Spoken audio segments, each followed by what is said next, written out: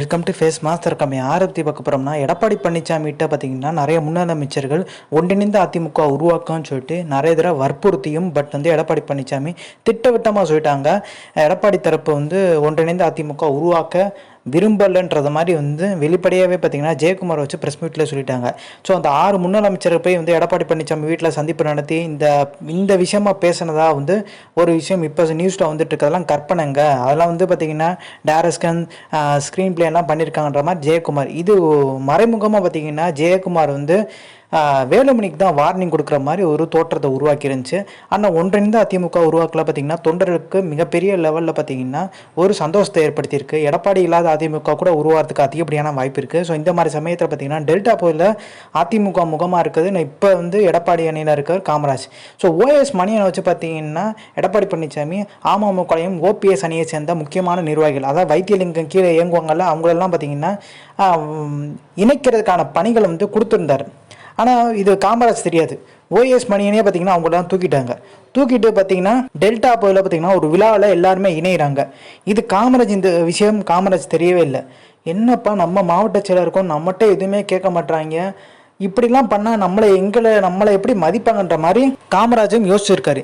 இந்த விஷயம் பார்த்தீங்கன்னா எடப்பாடி பழனிசாமி காதுக்கு போகுது. ஓஎஸ் மணின்னு சொல்கிறாரு, இந்த மாதிரி காமராஜ் தெரியுமா கேட்குறாரு எடப்பாடி. இல்லைங்க தெரியாதுங்க, இனிமேல் தான் சொல்லுன்ற மாதிரி போயான்ற மாதிரி வஞ்சி விட்டாராம். ஸோ ஓஎஸ் மணியனையும் காமராஜையும் பார்த்தீங்கன்னா கிட்ட கூப்பிட்டு ஒரு சமாதானப்படுத்தியிருக்காரு. ஆனால் காமராஜ் மிகப்பெரிய ஒரு அதிருப்தியில் இருக்காங்க. நம்மகிட்ட கேட்காம நம்ம மாவட்டத்துக்குள்ளேயே அமமுக ஆட்களை தூக்குறது. ஸோ இதெல்லாம் பார்த்தீங்கன்னா அங்கே இருக்க மாவட்ட செயலோட கன்சல்ட் பண்ணியிருக்கணும், ஆலோசனை பண்ணியிருக்கணும். அந்த மாதிரி பார்த்தீங்கன்னா எதுவுமே பண்ணாமல் ஓஎஸ் மணியை தனிச்சு முடிவெடுத்தது மிகப்பெரிய ஒரு அதிருப்தி உண்டாயிருச்சு. அதை சமாளிக்கிறது தான் பார்த்தீங்கன்னா அந்த இணைப்பு விழாவில் ஓஎஸ் மணி கிட்ட காமராஜை உட்காந்து ஓரளவுக்கு சமாளிச்சிட்டாரு.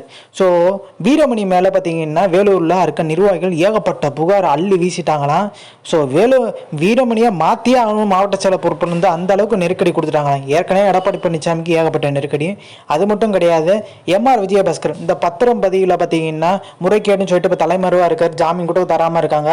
அப்படி இருக்க ஒரு சூழ்நிலை இதில் நிறைய விஷயங்களை பார்த்தீங்கன்னா கைப்பற்றிருக்காங்க போலீஸு. அந்த விஷயத்தினால எடப்பாடி பழனிசாமிக்கு நெருக்கடி வர்றதுக்கான வாய்ப்பு இருக்குது அப்படின்ற மாதிரி பேச்சுக்கு போயிட்டுருக்கு. ஸோ இப்போ நம்மளுக்கு 80% மேலே பார்த்தீங்கன்னா அந்த இடைத்தேர்தலில் விக்கிரவாண்டி இடைத்தேர்தலில் பதிவே இருக்குது. ஸோ அதிமுக ஓரளவுக்கு அங்கே பெர்ஃபார்ம் பண்ணி தான் டீசெண்டாக பெர்ஃபார்ம் பண்ணியிருப்பாங்க. எடப்பாடி பழனிசாமி பார்த்தீங்கன்னா இந்த புறக்கணிச்சனால அதிமுகவினர்லாம் ஓட்டு போடாமல் இல்லை, எல்லாருமே ஓட்டு போட்டிருக்காங்க. அந்த வாக்கு இங்கே போய் விழுந்திருக்குன்றதை இப்போ இந்த ரிசல்ட்டில் தெரிஞ்சிடும்ன்றாங்க. அட்லீஸ்ட் தேமுதிக நிப்பாட்டியாச்சும் ஆதரவு கொடுத்துருக்கும். ஏதாச்சும் ஒரு போட்டியில் பார்த்தீங்கன்னா நம்ம தொண்டர்களை வச்சு யாராச்சும் ஒரு கட்சிக்கு ஆதரவு கொடுத்துருக்கும். பட் எடப்பாடி பழனிசாமி அந்த விஷயம் பண்ணவே இல்லை. தேமுதிக நிற்க வச்சு அந்த ஆதரவு கொடுத்துருந்தா தோல்வியாக இருந்தால் தேமுதிக அதிமுகவுக்கு பெரிய லெவலில் அசிங்கம் இல்லை, கூட்டணி சார்பில் அவங்க நின்றுட்டாங்கன்ற மாதிரி ஒரு விஷயத்தை கொண்டு போயிடலாம். எடப்பாடி பழனிசாமி அதையும் தவற விட்டார். ஏன்னா அதிமுக நிற்கலன்றனா கூட்டணி கட்சியில் இருக்க தேமுதிக நிற்கல. ஸோ இந்த பதினால பார்த்தீங்கன்னா எடப்பாடி பழனிசாமி மேலும் சிக்கலை தான் உருவாக்கியிருக்கு. இப்போ டெல்லியில் பார்த்தீங்கன்னா எடப்பாடி பழனிசாமி நெருக்கடி கொடுக்க வாய்ப்பு இருக்குது. டெல்லியில் இப்போ இந்த டெண்டர் முறைகேடு அந்த வழக்கெல்லாம் பார்த்தீங்கன்னா வேகம் அடிச்சுன்னா எடப்பாடி பழனிசாமி உட்பட நிறைய பேர் சிக்கிறதுக்கான வாய்ப்பு இருக்குது. ஸோ இப்போ எடப்பாடியோட தீவிர ஆதரவோட ரெண்டே பேர் தான். ஒன்று ஜெயக்குமார், இன்னொன்று பார்த்தீங்கன்னா உதயகுமார். இந்த 2 பேர் தவிர்த்து எல்லாருமே பார்த்தீங்கன்னா மனசு மாட்டாங்க. ஒன்றிணைந்த அதிமுக உருவாக்கினா தான் 2026 ஓரளவுக்கு ஜெயிக்க முடியுன்ற மாதிரி உணர ஆரம்பிச்சிட்டாங்க.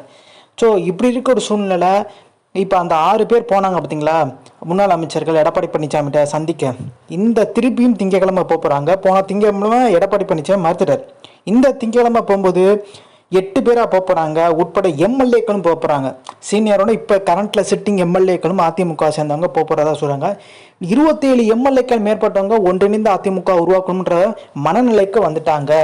எடப்பாடி பழனிசாமி இணைக்கிறதுல, அதாவது ஒன்றிணைந்த அதிமுக இணைச்சா ஓபிஎஸ் சசிகலா உள்ள வந்தால் நம்மளுக்கு கிடைக்க வேண்டிய முக்கியத்துவம் இழந்து விடுவோமோன்ற ஒரு பயம் பதட்டம் அவருக்கு இருக்குது. கட்சியை சசிகலா கைப்பற்றியோன்ற பயம். கட்சிக்குள்ளே இன்னும் வரவே இல்லை சசிகலா. அதுக்குள்ளே ஒன்றிணைந்த அதிமுக உருவாக்கணும்னு சொல்லிட்டு எல்லாருமே துடிக்கிறத பார்த்தா கட்சிக்குள்ளே வந்துட்டாங்கன்னா எடப்பாடி பழனிசாமியோட இமேஜ் டேமேஜ் ஆகும், எடப்பாடி பழனிசாமிக்கு இருக்க முக்கியத்துவம் போயிடும்ன்றதை உணர ஆரம்பிச்சிட்டாரு. அதனால எடப்பாடி பழனிசாமி இனி இணைப்புக்கே வாய்ப்பே இல்லைன்ற மாதிரி ஒரு விஷயத்த தொடர்ந்து சொல்லிட்டு இருக்காரு. ஸோ இந்த இன்ஃபர்மேஷன் முடிச்சா like share subscribe. Thanks for வாட்சிங் திஸ் வீடியோ.